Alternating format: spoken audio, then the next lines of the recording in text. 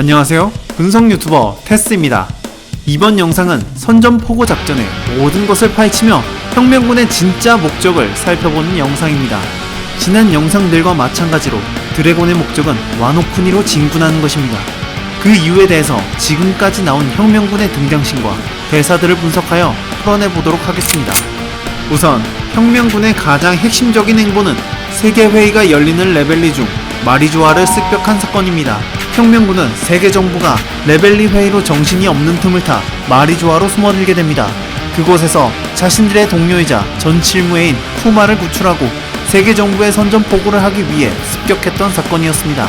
이후 검은 수염을 통해 마리조아에서 혁명군과 대장이 붙었다는 사실을 알 수 있었지만 사보와 군대장들의 생사에 대해서는 아직 알 수 없으며 여기까지가 현재 혁명군 스토리의 마지막입니다.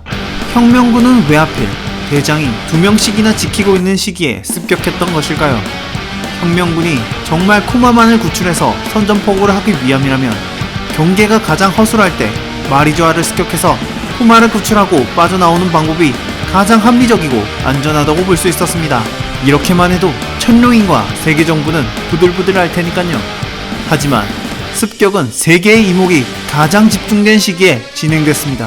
그렇다면 경계가 가장 삼엄한 시기에 선전포고를 해야만 했던 진짜 이유가 무엇이었을까요? 이것은 보여지는 사실 그대로 해군 대장 따위가 지키고 있어봤자 별거 없다 라는 의미로 힘을 전 세계에 과시하기 위한 의미가 될 수도 있지만 조금 다른 관점으로 본다면 최대한 많은 사람들의 이목을 집중시키는 게 목적이라는 말도 될 수 있습니다. 만약 세계의 이목이 집중되지 않은 상태에서 습격을 했다면 세계 정보와 천룡인이 제대로 빡칠 만한 상황은 되었겠지만 정보가 조작되거나 은폐되어서 오히려 쓰레기로 역풍맞고 전 세계의 민심이 떠나게 되었을 것이라고 예상할 수 있습니다. 하지만 이런 뻔한 수를 알고 있던 혁명군은 먼저 공식적인 자리에서 선빵을 날린 것이죠.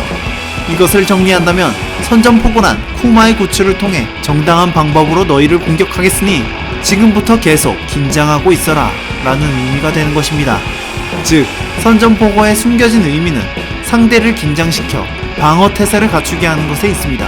뭔 소리야 이거, 내용이 너무 산으로 가는 거 아니냐 라고 생각하시는 분들을 위해 혁명군의 모든 스토리를 통해 설명드리자면 혁명군은 오랫동안 전 세계의 전쟁을 조장하는 세력을 찾고 있었습니다. 그 세력을 찾기 위해 가장 의심되는 드레스로자에 병사들을 보냈지만 번번이 장난감이 되어 실패하게 되죠.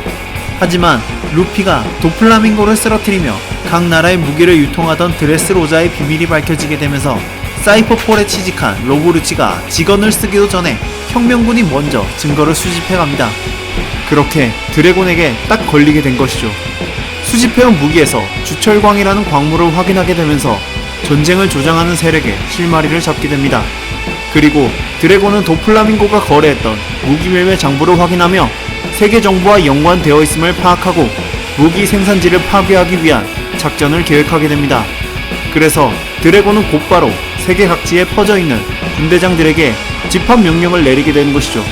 그 이후의 스토리는 혁명군의 본거지인 바르티고를 검은 수염이 공격하여 충돌하게 되지만 사상자 없이 이완코브가 있는 오카마 왕국으로 본거지를 옮기게 됩니다. 그리고는 곧바로 작전에 대해서 재확인을 한다며 회의를 시작하게 되고 사보의 입에서 선전포고 계획이 처음으로 등장하게 됩니다. 여기서 우리는 이 선전포고가 언급된 시기에 주목해야 합니다.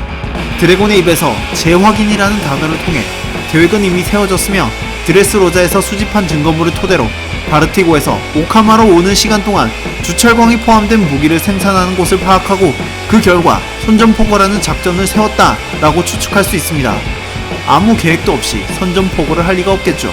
그래서 파악한 생산지는 바로 폐쇄된 국가인 와노쿠니로 확인되었을 것이며 그곳은 상황 중 한 축을 맡고 있는 카이도가 지배하고 있음을 확인했을 것입니다. 와노쿠니의 상황은 카이도가 오로치와 함께 무기 공장을 세워 사람들을 착취하고 있었으며 그곳에서 흘러나오는 폐수로 인해 제대로 된 식수조차 구하기 힘든 상황이었고 이곳에서 생산되는 무기는 도플라밍고를 통해 전세계로 유통되고 있었습니다. 하지만 유통 담당인 도플라밍고가 루피에게 패배하며 무기를 거래하던 수많은 나라들이 무기를 공급받지 못하게 되었고 그중 하나였던 세계정부 또한 무기 공급에 차질이 생기게 됩니다. 어쩔 수 없이 유통망을 거치지 않고 직거래를 하기 위해 사이퍼폴을 보내 무기 거래를 시도하지만 오로치가 무리한 요구 조건을 걸며 거래는 실패하게 됩니다. 바로 이러한 생산과 공급 체계 그리고 주민들의 상황을 확인한 혁명군은 고통받는 시민들을 해방시키기 위해 계획을 세웠을 것이라고 추측합니다. 하지만 아직까지 혁명군과 와노쿠니 사이의 연결고리가 만화에서 직접적으로 등장하진 않았습니다만 지난 영상에서 와노쿠니에 있는 혁명군의 정보원으로 보이는 인물을 찾아냈으며 그 인물은 바로 카이도의 저택을 지은 남자 미나토모라고 분석했습니다. 즉 미나토모를 통해 와노쿠니에서 생산되는 무기 공장의 실체를 파악했을 가능성이 높습니다. 이러한 일련의 상황으로 보았을 때 뒤에서는 세계 정부에 쫓기며 앞에서는 카이도가 버티고 있기 때문에 드래곤은 세계 정부의 추격을 막고 와노쿠니에 힘을 집중시켜야만 했을 것이라고 생각됩니다.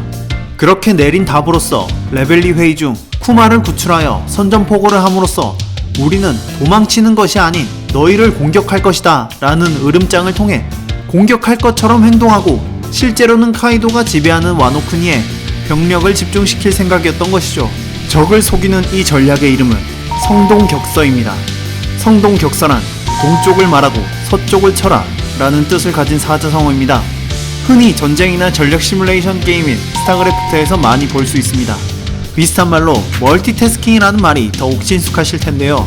상대방의 시야를 집중시킨 후에 다른 지역을 공격하여 상대방이 반응하지 못하게 한 후 상대방의 중요 지점에 막대한 데미지를 입히는 전략이죠.